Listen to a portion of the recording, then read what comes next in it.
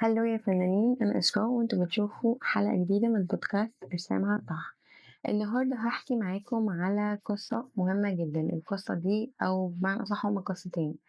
أول قصة فيهم لبنت كانت بتشتغل برا بلدها، وكانت بتشتغل عند مكان. المكان ده بيقدم خدمات لأعمار مختلفة من الطفولة، يعني طفولة ومراهقة وهكذا. وكانت هي بتدّي كورسات في المكان ده بحيث إن هي تقدّم يعني تاخد experience كويسة، تشتغل في برضه الشغل برّه البلد بتاعتك بيدّيك experience كويسة، خصوصًا أمّا تتعلّم أو تتعامل مع جنسيات كمان مختلفة. المهم صاحبة المكان كانت متسلّطة شوية، ما كانتش مستوعبة إن هي عندها خبرات كويسة، فإن هي تكتفي بإن البنت دي عندها خبرات كويسة وتسلمها زمام الأمور إلى حد كبير، مع مراجعة شوية تفاصيل بصرف النظر عن الشكل الإداري طبعًا. فكانت الست دي متسلطة، كانت بتتضايق لما ييجي comments كويسة على البنت نفسها، إن هي الناس قد إيه ممنونين إن في بنت زي كده أو بالexperience دي موجودة في البلد دي.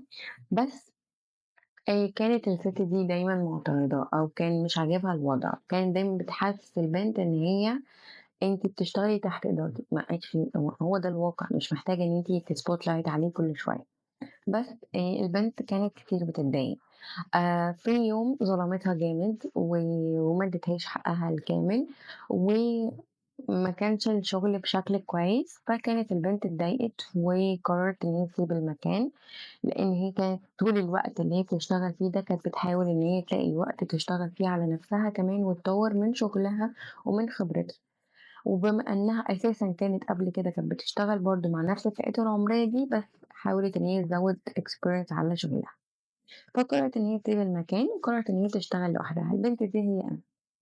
بس بصرف النظر عن قد إيه الموضوع في الوقت كان جدًا، جدًا سيء، وكان بيأثّر نفسيًا جدًا، وخصوصًا لمّا يكون إنسان فنان أصلًا بتكون مشاعره بتتأثّر وهو بيشتغل، بيحب إن هو يشتغل بشكل كويس، بيحب يشتغل وهو مبسوط أكتر أو مستمتع باللي هو بيعمله أكتر.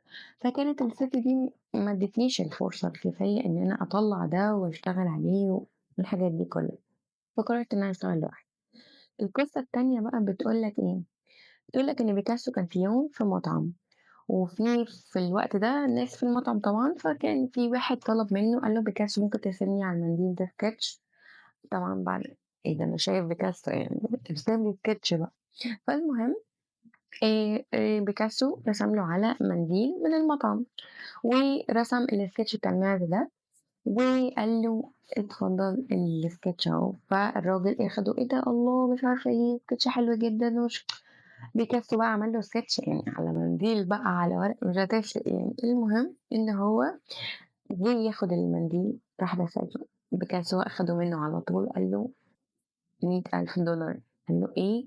أنت عامله في أقل من 5 دقايق تقول لي $100,000." قال له: "لأ، أنا اشتغلت على نفسي كتير وتعبت على نفسي وصرفت على نفسي مجهود ووقت وطاقة وصحة وكل حاجة عشان أعمل sketch زي ده، وعشان أنت تطلب مني في أي وقت أو أي مكان أكون موجود فيه إني أرسم sketch، فأنت لازم تدفع تمن ده."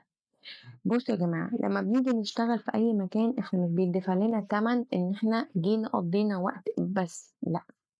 ده تمن لمجهودك، لشغلك على نفسك، لسهرك أنت بتعمل sketches وتدرّب نفسك، لسهرك وأنت بتحاول تتعلم من ناس تانية، لكورسات أنت أخدتها، لworkshops، لكل الحاجات دي، لدراسة أنت درستها في الجامعة حتى. فاللي مش هيقدّر وجودك ومش هيقدّر مجهودك no way، no way إن أنت تتعامل معاه.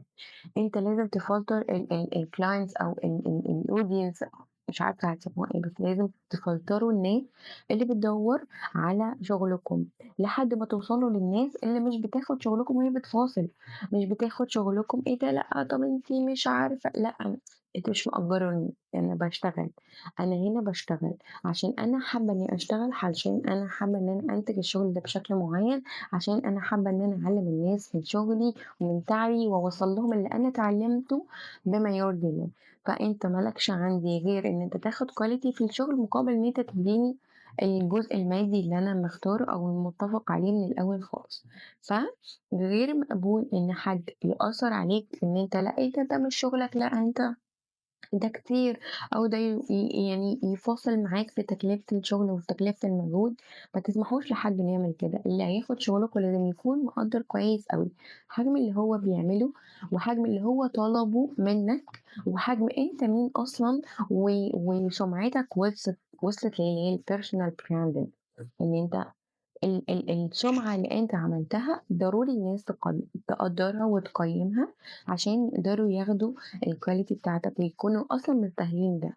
يعني حتى اللوحة بتاعتك ما تتحطش في بيت غير في البيت اللي متقدّر قد إيه أنت اشتغلت عليها وقد إيه فيها فَن، فيها ثقافة، الناس دي عندها ثقافة فنية، الثقافة دي هتفرق معاك جدًا. لمّا تتعامل مع الناس دي والفئة دي هيبقى صعب جدًا بالنسبة لك إن أنت توصل للناس الأقل. فيا رب تكونوا استفدتوا من البودكاست النهارده، إن انتوا تقدروا قيمة وقتكم ومجهودكم وشغلكم وتعبكم وخبراتكم وتعليمكم اللي أهلكم صرفوا عليكم فيه عشان تتعلموه.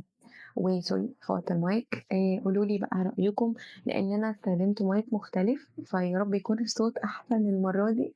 وما تنسوش طبعا لايك فولو سبسكرايب، وكمان شير للناس الفنانين اللي محتاجين إن هم أو بيشتغلوا على نفسهم بيقدموا برودكتس أو سيرفيس، ومحتاجين إن هم يقدروا قيمة الشغل ده بشكل كويس. أشوفكم على خير يا فنانين. باي باي.